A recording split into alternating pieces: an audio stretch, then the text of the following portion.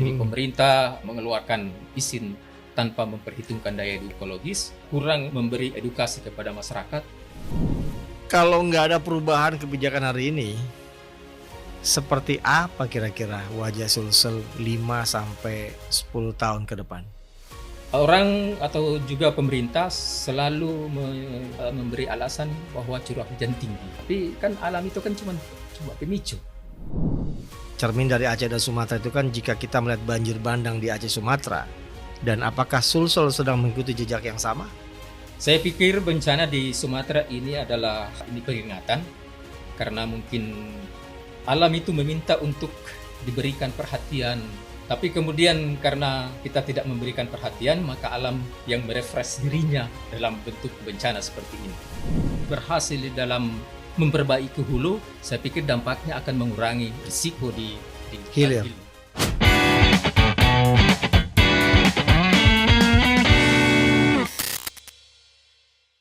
Assalamualaikum warahmatullahi wabarakatuh. Kembali lagi Deddy Alamsa di meja kata Abangda. Banjir bandang bukan lagi peristiwa alam yang datang tiba-tiba. Ia adalah akumulasi dari keputusan politik, pembiaran ekologis, dan eksploitasi ruang hidup yang sudah berlangsung selama bertahun-tahun. Pada Mei 2024, 6 kabupaten di Sulawesi Selatan diterjang banjir bandang. 15 warga meninggal dunia, ratusan rumah roboh, ribuan orang ketinggalan tempat tinggal. Salah satu titik hulu persoalannya mengarah ke Gunung Latimojong, kawasan yang terus dibuka, ditambang, dan juga ditebang. Jika kita berkaca pada Aceh dan Sumatera Barat, Sumatera Utara, banjir bandang selalu diawali oleh cerita yang sama. Deforestasi, rusaknya daerah tangkapan air, dan negara yang datangnya selalu terlambat. Hari ini kita akan membedah apakah Sulawesi Selatan sedang menuju tragedi yang sama. Hadir di meja kata Abangda Bang Mustam Arif dari NGO Jurnal Celebes. Selamat datang Bang Mustam. Ya, terima kasih. Kita akan mengolah data dan ancaman bencana yang ada di sekitaran kita. Pertama-tama ya, saya ingin tanyakan, selama ini Bang Mustam kan fokus ke lingkungan. Dulu jurnalis di salah satu media ternama di Makassar, saya sebut aja Pedoman Rakyat. Siap. Boleh jelaskan nggak ke pemirsa kata Bangda tentang Jurnal Celebes? Itu seperti apa? Ya, terima kasih. Pertama-tama saya mengucapkan terima kasih karena bisa memberikan kesempatan saya untuk bisa berbincang-bincang di sini. Ya, jadi seperti Anda sebut tadi bahwa Jurnal Celebes. Jurnal Celebes itu sebetulnya bukan media. Karena orang salah kaprah dikira kami ini menerbitkan jurnal. Kadang-kala orang juga bertanya itu jurnalnya terakreditasi atau tidak? Itu bukan bukan ya. Jadi jurnal itu akronim. Jadi jurnal itu adalah Jaringan Jurnalis Advokasi Lingkungan. Wah, jadi pendampingan ya? Jaringan Jurnalis Advokasi Lingkungan. Jadi anggota ini perkumpulan. Ya, organisasi perkumpulan, tapi anggotanya sebagian anggotanya adalah jurnalis, kemudian adalah person-person, kemudian juga aktivis-aktivis lingkungan. Ya. Jurnal ini ada karena waktu awal tahun 2000-an itu kita juga mengalami kerusakan ekologis yang cukup luar biasa. Kemudian isu-isu lingkungan itu tidak begitu mendapat perhatian dari di media. Tidak kalah dengan isu isu politik atau entertainment, sehingga kita berpikir, nah teman-teman di NGO waktu itu mereka juga sibuk dengan kerjanya, dengan advokasinya, teman-teman wartawan juga, teman-teman jurnalis juga sibuk dengan deadline-nya, sehingga kami berpikir bahwa sebetulnya antara NGO dengan jurnalis ini kita mempunyai ketika ini disinergikan, ketika ini disatukan, itu kita akan punya satu kekuatan untuk bisa mendorong berkembangnya civil society. Ya. Ini sebelumnya saya mau sampaikan juga kepada pemirsa ya, kepada Bang Mustam juga. Saya terima kasih banyak loh, Bang Mustam mau datang ke studio Kata Bangda. Nih teman-teman Jurnalis Celebes berarti terbuka sekali ya, mau melayani kami ini. Saya sebenarnya ya, saya mengundang teman-teman dari Walhi. Saya bahkan sudah WA ya. Ini ada WA-nya. Saya udah WA, saya udah telepon, minta waktunya, tapi nggak dapat respon sama sekali. WA nggak bales, telepon juga nggak diangkat. Makanya saya bilang ini apresiasi yang setinggi-tingginya buat teman-teman Jurnalis Celebes mau menghargai undangan kami di sini. Kita lanjut lagi nih Bang ya. Jurnalis Celebes ini kan mencatat ada 3 area kritis di Sulawesi Selatan. Bisa dijelaskan nggak secara ringkas apa saja titik rawan banjir bandang dan mengapa ketiganya saling terhubung? Iya, jadi ketika kita bicara tentang perubahan iklim, kemudian dampaknya adalah bencana, itu kita akan kami di Jurnal Celebes itu kemudian konsen kepada tiga lokasi, tiga titik rawan. 3 titik rawan itu kemudian berbasis pada pada wilayah, ya, kontur wilayah. Ini semuanya di ketinggian. Di mana-mana itu? Iya, di ketinggian ini karena menurut saya dari ketinggian inilah yang kemudian sebetulnya menjadi kunci dari kerusakan-kerusakan yang ada di bawahnya melalui pengelolaan, melalui distribusi setiap das. Jadi di Sulawesi Selatan ini kan ada 4 das ya. Iya. Ya, das Jeneberang, kemudian Walanae, kemudian das Sadang, kemudian Rongkong. Ya. Nah, di atas, di hulu dari 4 das ini kami kemudian berpikir ada 3 titik rawan tadi itu. Di mana aja tuh kalau di wilayah selatan, selatan Sulawesi Selatan itu ada wilayah yang kami sering sebut Karaeng Lompo. Oh, ada juga Karaeng Lompo itu bawah Karaeng dan Lompo Batang. Artinya di antara gugusan dataran tinggi di bawah pegunungan bawah Karaeng dan Lompo Batang. Jadi dia melingkupi daerah-daerah yang ada di selatan, ya Goa, kemudian Sinjai, Bantaeng, kemudian Bulukumba. Jadi wilayah ujung selatan di ujung selatan Sulawesi Selatan mulai dari Makassar ke selatan. Yeah. Nah, kemudian yang satu itu adalah Latimojong. Ini Latimojong. Latimojong ini sebetulnya pegunungan ya, pegunungan. Jadi pegunungan yang tertinggi, pegunungan tertinggi di Sulawesi sebetulnya. Jadi di sini kalau saya tidak salah ada berapa ya? Ada 11 puncak ya, ada puncak-puncak. Nah, ini beberapa tahun terakhir ini juga mengalami titik kritis. Nah, kami juga menempatkannya sebagai salah satu titik kritis selain dari Karaeng Lompo itu di Latimojong. Nah, di Latimojong ini wilayah menjadi hulu dari das Sadang. Das Sadang, hulu dari Das Sadang, dan dia menjadi menara air dari beberapa kabupaten, terutama di 5 kabupaten. Jadi Luwu, kemudian Wajo, Enrekang, Toraja, dan Sidra. Tapi kalau bicara tentang menara di sini, itu fungsinya bukan hanya di 5 kabupaten itu, karena melalui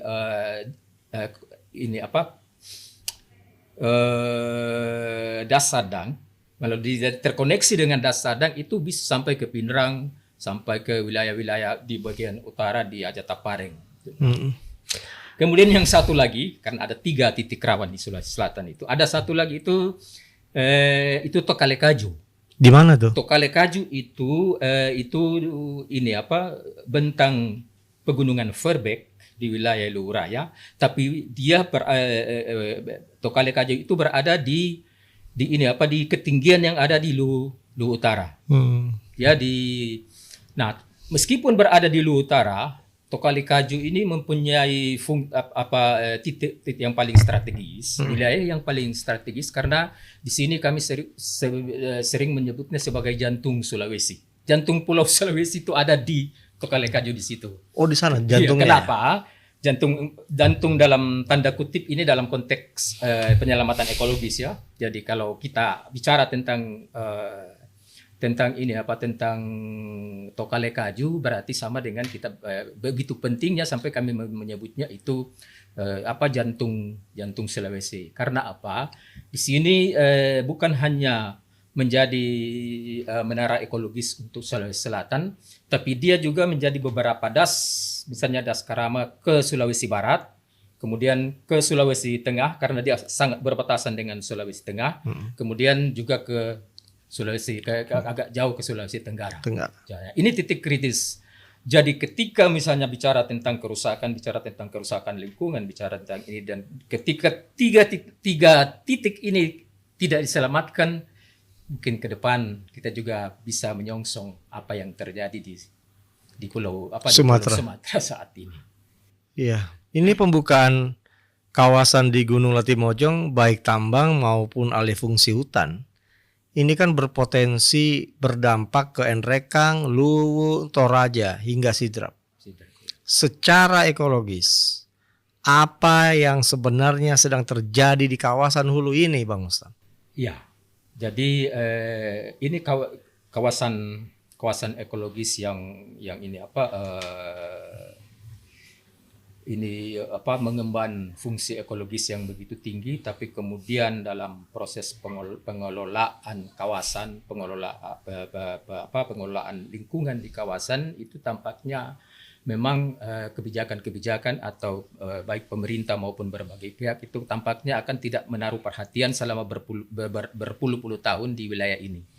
Padahal di wilayah ini adalah wilayah penyangga, sehingga kemudian yang terjadi sekarang realitasnya adalah ada konsesi tambang.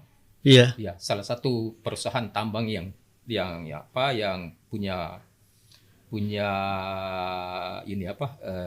konsesi yang cukup luas itu adalah Masmindo di area yang sudah lama perusahaan ini tapi baru melakukan produksi ya di tahun 2025 ini. Ini punya konsesi kalau saya tidak salah sekitar 14 ribuan hektar di kaki, ini persis di kaki Latimojong. Di kaki Latimojong di wilayah Luwu. Kemudian juga ada izin tambang untuk tambang untuk rakyat. Jadi ada kemudian juga ada menurut data dari teman-teman itu ada juga memang izin pertambangan ilegal. Nah, itu dari sektor ini.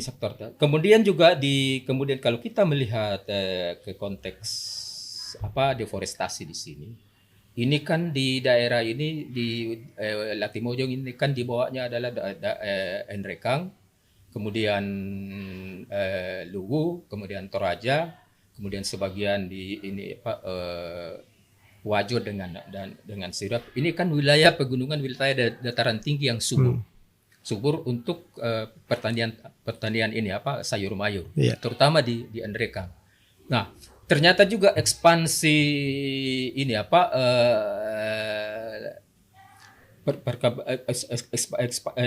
pembukaan lahan untuk perkebunan monokultur sayur mayur itu juga cukup signifikan. Nah, tapi kemudian ini dilematis, karena kalau kita bicara tentang pertanian itu kan pertanian warga, pertanian rakyat. Jadi di satu sisi kita harus mempertimbangkan daya dukung ekologis, tapi di sisi lain juga kemudian kita akan memikirkan bagaimana kehidupan masyarakat di sekitar Latimojong ini. Jadi memang sangat dilematis. Tapi kita sangat sayangkan karena kemudian itu tidak terkelola secara tidak terkelola secara berkelanjutan. Jadi pemerintah mengeluarkan izin tanpa memperhitungkan daya dukung ekologis. Kemudian juga tidak memberi edukasi kepada masyarakat tentang bagaimana mereka berada di wilayah yang sangat rentan, sehingga kemudian harus bisa membuka kebun, bisa membuka lahan pertanian, tetapi juga mempertimbangkan aspek-aspek ekologis, atau memang memikirkan mata pencarian alternatif. Ya, ini yang tantangan ke depan itu bagaimana mengadakan mata pencarian alternatif di masyarakat-masyarakat atau di Iya. tempat-tempat masyarakat yang rawan dan dilematis seperti di seputaran wilayah Latimojong ini. Iya. Ya. Ini hampir bisa dibilang kan, apakah ada data atau temuan lapangan terkait laju deforestasi di Latimojong dalam 5 sampai 10 tahun terakhir, dan seberapa besar dampaknya terhadap daya serap air dan stabilitas tanah? Ya. Kami belum mendata secara real untuk penetapan itu. Mungkin juga kemarin juga di institusi terkait juga belum merilis data secara ini, tapi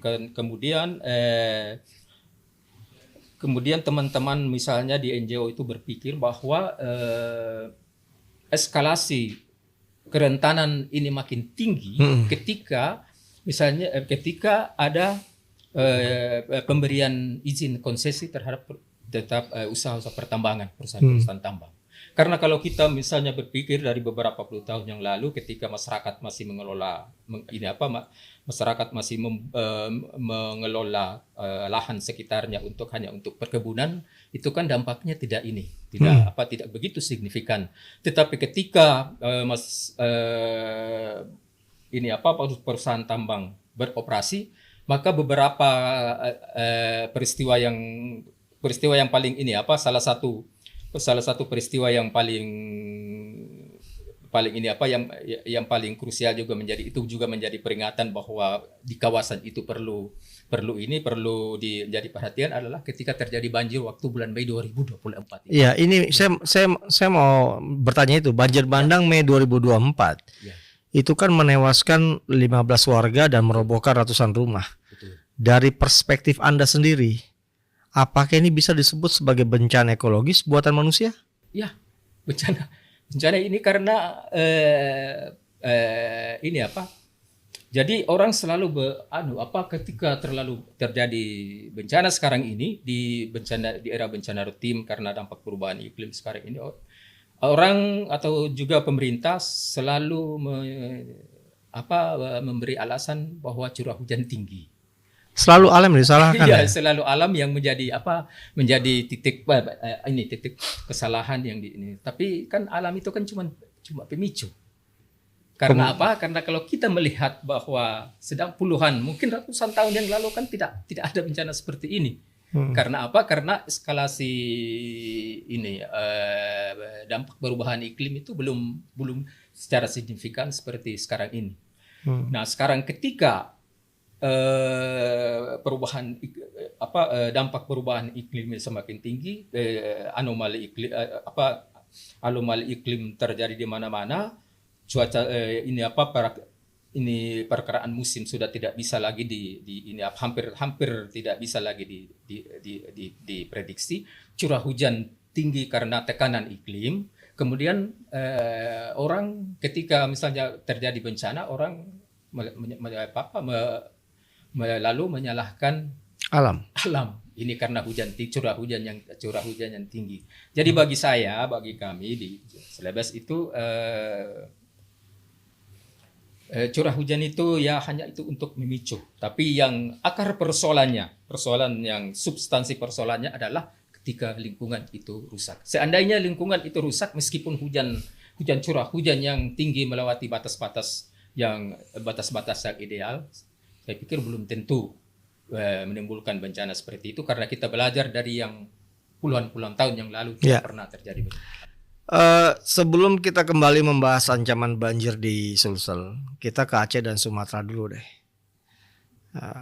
Cermin dari Aceh dan Sumatera itu kan, jika kita melihat banjir bandang di Aceh Sumatera, apa pola besar yang bisa kita tarik, dan apakah Sulsel sedang mengikuti jejak yang sama? Anda melihat gimana? Baik di Aceh, di Kalimantan, di Sumatera, maupun di Sulawesi dan di pulau-pulau lain, ketika saat ini kita berada pada karakteristik yang hampir sama. Ancamannya sudah ada. Ancamannya hampir sama. Apa ancaman? Kerusakan lingkungan, deforestasi yang luar biasa, yang kemudian tidak tidak lagi perencanaan pembangunan atau kebijakan pembangunan itu mengabaikan daya dukung lingkungan, terjadi deforestasi yang luar biasa.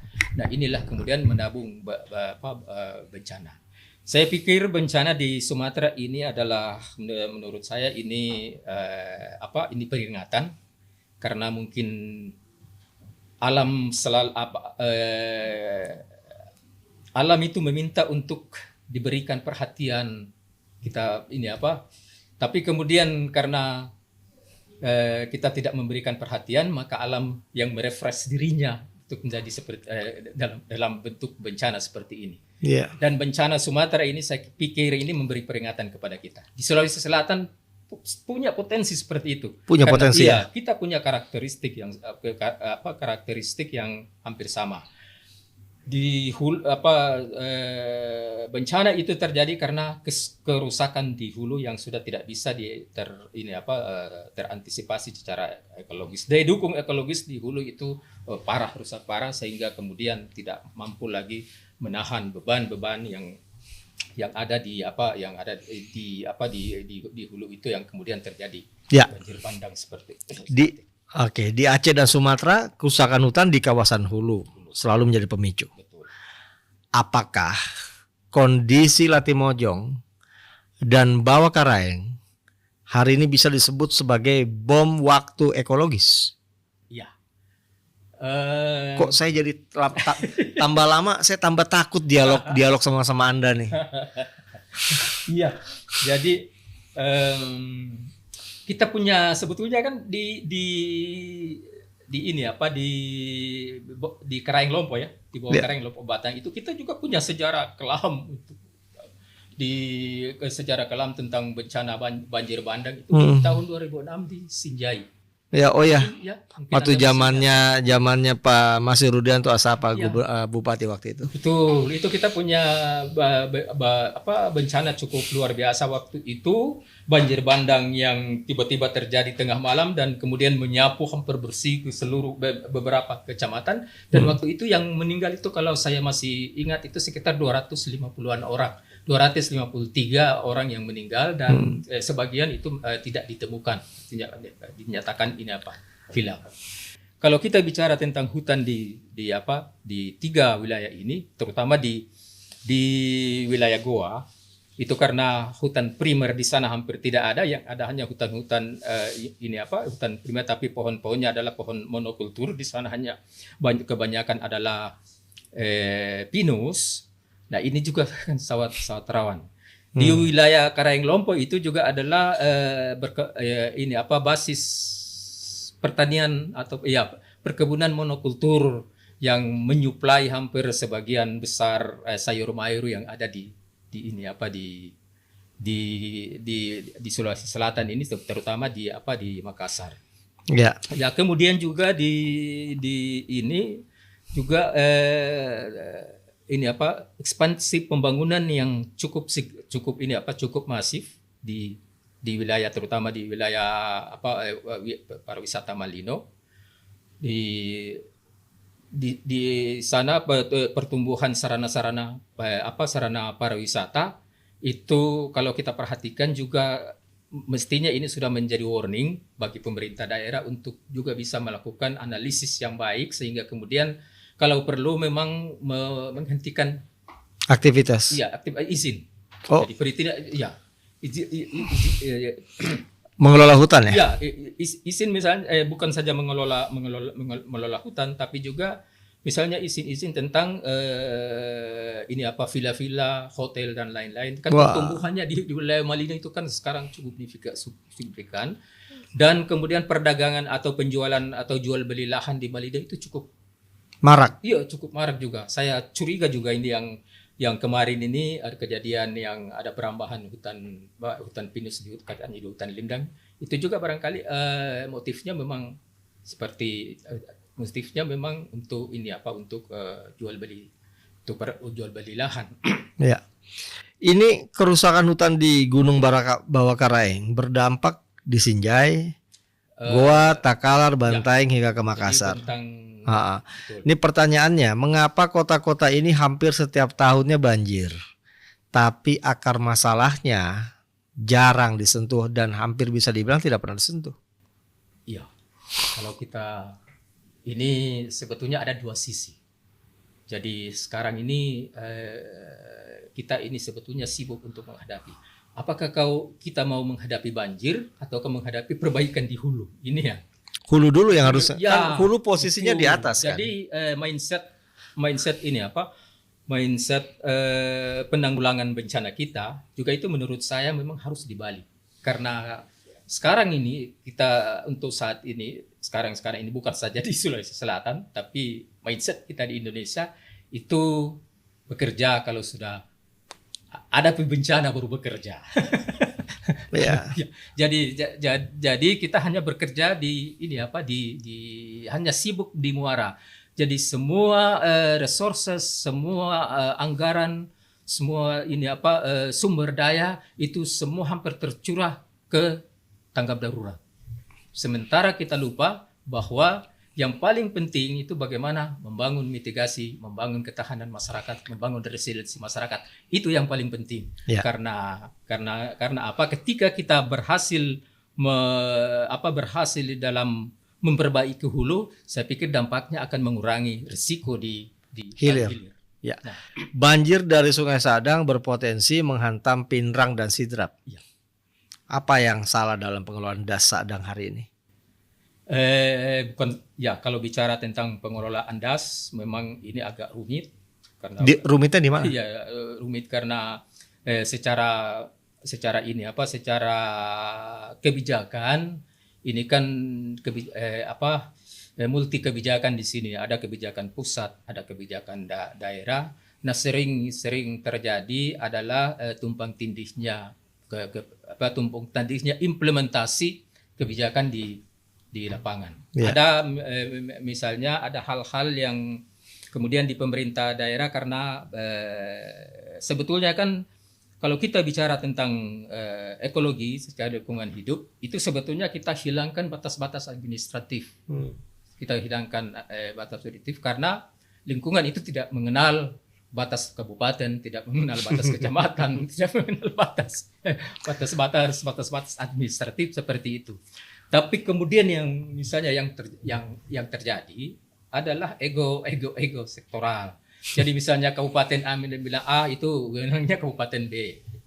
Orang misalnya di Pindrang tidak mau memikirkan orang di Toraja, padahal air yang mengalir ke Pindrang itulah air dari Toraja, menara airnya di Toraja. Nah, mestinya kan pengelolaan das ini pengelolaan secara terintegrasi. Ya. Nah, kebijakan terintegratif itu ada, sudah banyak kebijakan seperti itu. Tapi implementasinya di lapangan itu tidak ini. Nah, salah satu hal yang mungkin juga penting terkait dengan ini itu saya sebutkan tadi. Kita menunggu bencana di muara. Kita menunggu bencana baru bekerja. Tapi kalau belum bencana ya cuma himbauan. Kita tidak misalnya tidak membangun mitigasi dengan kerja terintegrasi mulai dari hulu sampai hilir itu betul-betul harus serius di ini. Jadi tidak secara sporadis, apalagi hanya kerja hanya berbasis berbasis proyek. Jadi habis proyek, habis sudah tidak ada evaluasi capaiannya sampai di mana, apakah ini memberi dampak atau tidak. Saya pikir itu yang kadang-kala tidak menjadi perhatian serius. Ya. Banyak solusi pemerintah fokus pada normalisasi sungai. Apakah ini menyelesaikan masalah atau justru menutup persoalan di hulu? Betul. Normalisasi sungai saya pikir itu hal yang penting jatuh menormalisasi sungai. Tapi kan persoalannya kan seperti Anda katakan tadi, yang mengalir ke sungai itu kan air dari hulu. Dari hulu ke hilir. Dari hulu kalau hanya mau menormalisasi sungai-sungai yang ada misalnya dekat-dekat di wilayah-wilayah yang menuju ke hilir, saya pikir ini tidak akan menyelesaikan masalah karena ancaman itu bukan datang dari wilayah-wilayah selatan tapi datang dari hulu. Dari menara airnya itu harus jadi apa konsen. Iya. Nah, apa bentuk konsennya di situ? Ya, rehab. Perbaikilah hulu, perbaiki lingkungan yang rusak dan pertahankan apa yang masih tersisa yang bisa dipertahankan di hulu. Dalam setiap banjir bandang kita selalu bicara musibah. Padahal ada korban jiwa. Siapa yang seharusnya paling bertanggung jawab menurut Anda? Ya, kalau kewenangan ya ini kan bicara tentang kalau kita dalam konteks bencana, tanggung jawab itu adalah tanggung jawab semua orang sebetulnya. Secara filosofisnya itu tanggung jawab semua orang karena bencana itu datang tidak akan memandang apakah Anda ini orang kaya, Anda tukang beca, ini semua tidak akan mengenal itu. Maka kemudian secara filosofisnya memang bencana itu tanggung jawab bersama. Ya. Tapi kan ada negara, ada negara yang kita serahi mandat untuk mengurus ini. Emang bisa? Emang bisa negara ngurus alam? Bisa mengurus, tapi kalau Anda bertanya bisa, saya bisa. Tapi untuk mengurus secara benar, secara maksimal itu saya pikir belum mencapai itu karena pengalaman bencana. Bencana terus terjadi. Setiap tahun kita sudah tahu bahwa ini bencana rutin. Setiap bulan ini kita sudah bisa prediksi bencana rutin. Tapi kemudian otoritas untuk mengurus bencana itu tidak belajar dari apa yang sudah yang lalu. Jadi bencana itu terus berulang. Banjir bandang. Kita misalnya di kawasan Karanglompok di bawah Karang. Itu kan hampir tiap tahun ini. Tapi ada saja tiap bencana itu menimbulkan korban. Karena apa? Karena salah satu kelalaiannya adalah bagaimana tidak menyiapkan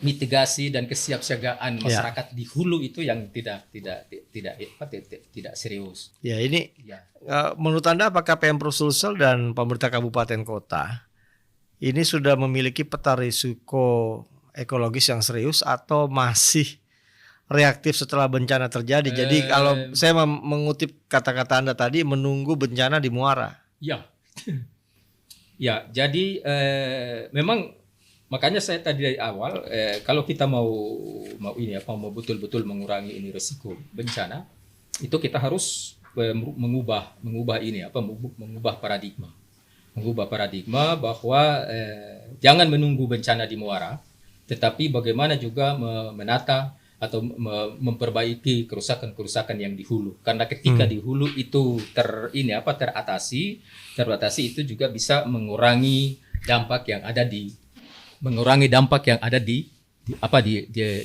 hilir. Ya. Nah, kalau Anda bertanya tadi Badan Penanggulangan Bencana BNPB. Ya, BPBD Sulawesi Selatan itu sudah punya peta penanggulangan bencana yang sudah komprehensif ya. Bagus ya. Sudah bagus karena kalau saya tidak salah, saya pernah juga terlibat dalam diskusi-diskusi untuk penyusunan pemetaan wilayah bencana itu beberapa tahun yang lalu. Jadi kalau bicara tentang pemetaan, ada peta, itu memang pemerintah provinsi, terutama di Badan Penanggulangan Bencana Daerah di Sulsel atau Badan Penanggulangan Bencana di kabupaten-kabupaten itu punya peta.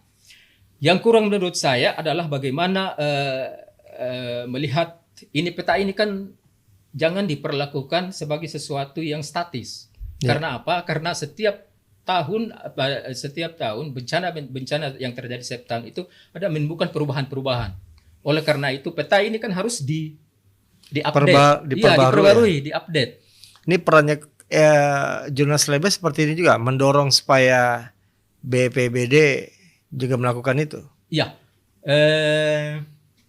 Waktu pasca bencana dulu, waktu pasca bencana yang di Sinjai, itu kami memang sekitar 2 tahun itu kami bekerja untuk untuk ini, untuk apa, untuk bencana itu, bencana. Dan itu memang yang hal yang paling krusial yang juga kami dapati itu adalah rendahnya kapasitas masyarakat. Masyarakatnya yang nggak mau bantu ya? Bukan kapasitas edukasi ke masyarakat itu sering kurang.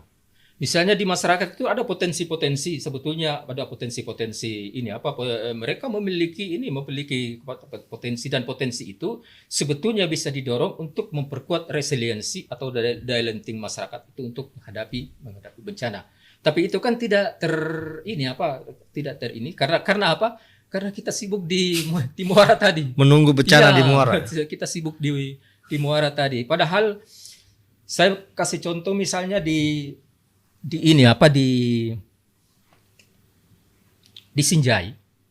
Sinjai Barat itu, di wilayah di bawah pegunungan, di bawah gunung ini, bawah Karaeng itu ada kearifan lokal di situ yang sebetulnya itu bisa digali, dimanfaatkan untuk bisa mendukung kesiapsiagaan dan mitigasi terhadap masyarakat dalam konteks lokal. Misalnya mereka di sana itu kearifan lokal itu, masyarakat di sekitar itu di Sinjai Barat yang dekat-dekat Gunung Bawah Karaeng itu mereka menggunakan tanda alam. Jadi di sana kan banyak pohon langsat. Pohon langsat. Jadi ketika mereka melihat ketika langsat itu tidak berbuah di cabang, tapi buahnya itu kebanyakan di batang-batang utama, itu pertanda beberapa bulan kemudian itu ada bencana. Ada angin kencang. Angin kencang. Kemudian juga di pohon bambu misalnya. Pohon bambu dalam rumpun, di rumpun bambu itu biasa anakan bambu itu kan tumbuh di luar. Tumbuh ketika bambu itu berkembang, dia tumbuh di luar.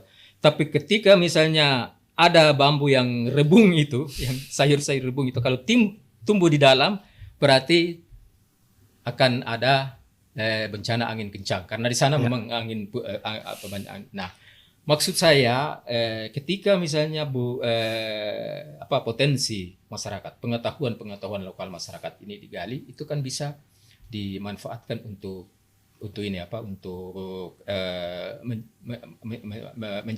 menjadi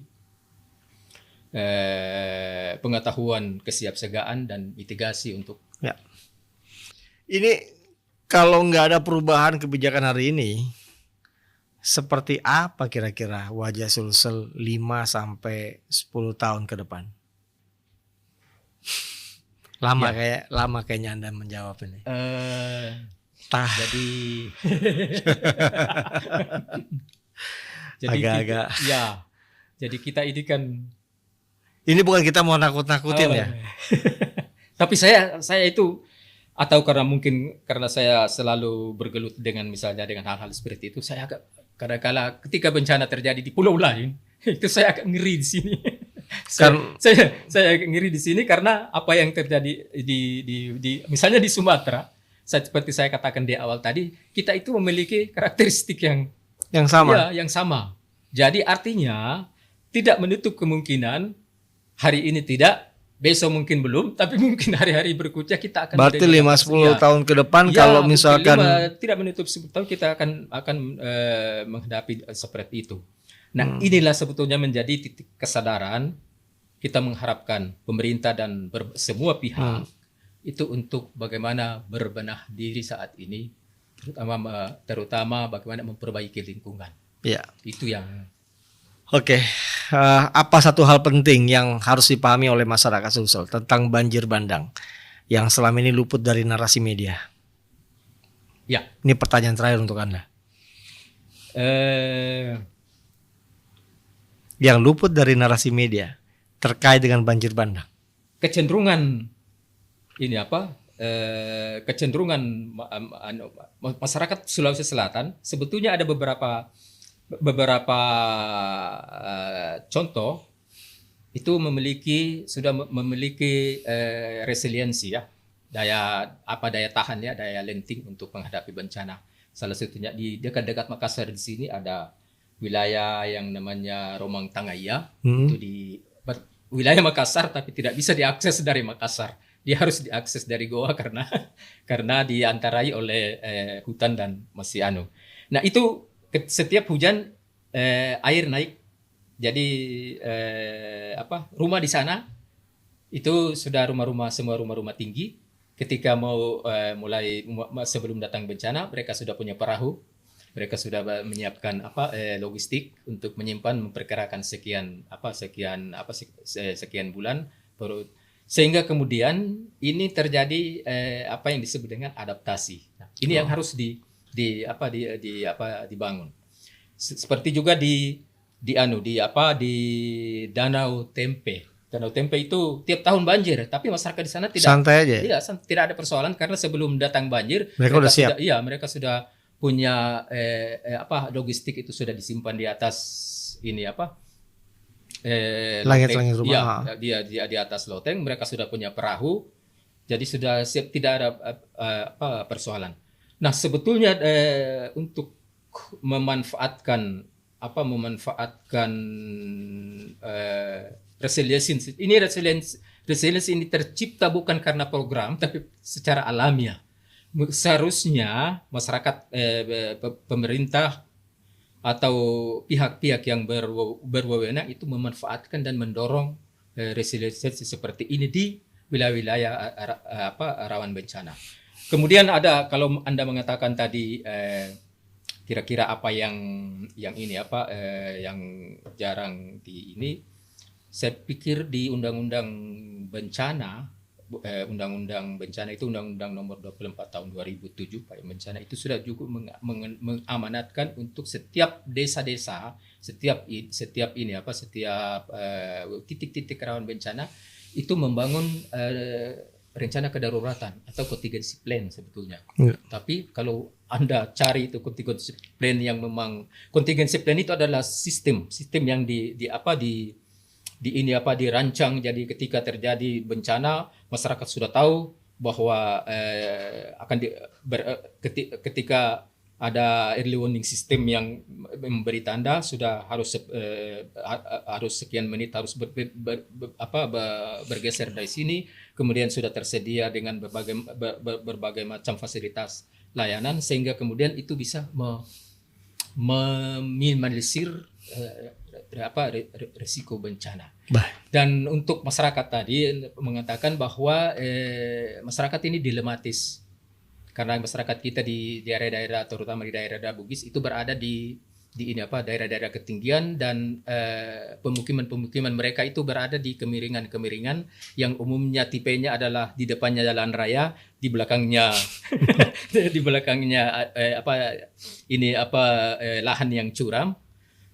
Tapi ketika masyarakat itu dipaksa untuk misalnya kita tidak mengharapkan ada evakuasi misalnya atau dipindahkan ke lokasi di ini lain, tapi itu masyarakat akan bertahan karena di depannya adalah jalan raya, itu adalah fasilitas untuk bisa mengakses pasar, di belakangnya itu adalah kebunnya. Jadi ini yang mesti dilihat sehingga kemudian penguatan kebencanaan, mitigasi bencana itu juga mengarahkan ke penguatan masyarakat. Ya. Baik, Bung Mustam Arif dari Jurnal Celebes. Jadi pemirsa, banjir bandang bukan sekedar air yang meluap, ia adalah suara hutan yang runtuh, gunung yang dilukai, dan kebijakan yang diabaikan. Aceh dan Sumatera sudah memberikan peringatan. Sulawesi Selatan juga pernah memberikan peringatan. Apakah kita akan mengorbankan hulu atau menyelamatkan ruang hidup sebelum korban berikutnya berjatuhan? Saya mengutip, ada 2 catatan yang saya catat tadi dari kutipan-kutipan Anda, bahwa Sulsel punya potensi yang sama dengan Aceh dan Sumatera, dan kita selama ini terlalu sering menunggu bencana di Muara. Saya Dedi Alamsa pamit undur diri Dari Meja Kata Bangda, terima kasih. Assalamualaikum warahmatullahi wabarakatuh. Waalaikumsalam.